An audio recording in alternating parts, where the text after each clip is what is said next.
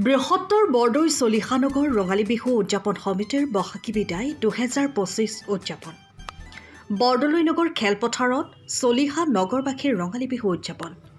যোৱা 20 বছৰ ধৰি চলিহা নগৰবাসীয়ে একত্ৰিত হৈ বৰদলৈ নগৰ খেলপথাৰত সকলো জাতি জনগোষ্ঠী একত্ৰিত কৰি এক সুন্দৰ পৰিৱেশৰ সূচনাৰে ৰঙালী বিহু উদযাপন কৰি আহিছে। বিগত বৰ্ষসমূহৰ দৰেই এই বৰ্ষৰ আজি শুকুৰবাৰৰ পৰা বৰদলৈ নগৰ খেলপথাৰত চলিহা নগৰবাসীয়ে ৰঙালী বিহু উদযাপন কৰিছে। সেই উপলক্ষে আজি কাৰ্যসূচী অনুসৰি দুপৰীয়া 12 বজাত উদযাপন সমিতিৰ সভাপতি দিগন্ত ভট্টাচাৰ্য, তিনিচুকীয়াৰ সমষ্টিৰ বিধায়ক সঞ্জয় কিষাণৰ উপস্থিতিত পতাকা উত্তোলন আৰু স্মৃতি তৰ্পণেৰে বিহুৰ কাৰ্যসূচী আৰম্ভ কৰে।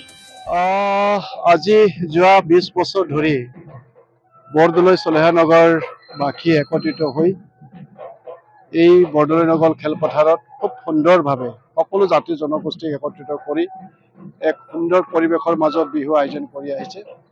আজিও শেহতীয়াকৈ পতাকা উত্তোলনৰ জৰিয়তে এই কাৰ্যসূচী আৰম্ভ কৰা হ'ল। গণশিল্পী ৰাজীৱ শদিয়াদেৱৰ সোঁৱৰণত এই মঞ্চ সজোৱা হৈছে। দেশৰ পৰিস্থিতি বৰ এটা ঠিক নহয় যদিও যিহেতু ৰাইজে এনেধৰণৰ আয়োজনৰ বাবে সকলো যোজা কৰিছিল, গতিকে আজি আমি এই কাৰ্যসূচী আৰম্ভ কৰিছোঁ। মই আশা কৰোঁ প্ৰত্যেকটো কাৰ্যসূচী সুকলমে পাৰ হ'ব। জয়জনে প্ৰথমে আপোনালোকৰ চেনেলৰ যোগেদি মই সমূহ তিনিচুকীয়াবাসী ৰাইজলৈ বৰদলৈ চলিহা নগৰ বিহু সমিতিৰ পৰা পলমকৈ বিহু ওলগ জনাইছোঁ। ইতিমধ্যে আমাৰ ইয়াত 22টা বছৰ অতিক্ৰম কৰিলে। আজি ৰাতিপুৱা আমাৰ কাৰ্যসূচী আছিল পতাকা উত্তোলন, স্মৃতি তৰ্পণ।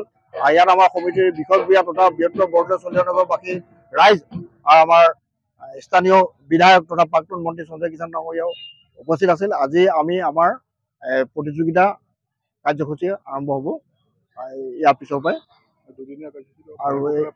আৰু আমি ভগৱন্তৰ ওচৰত প্ৰাৰ্থনা কৰিছোঁ যাতে এই দুদিনীয়া কাৰ্যসূচী আমাৰ ভালকৈ পাৰ হৈ যায়।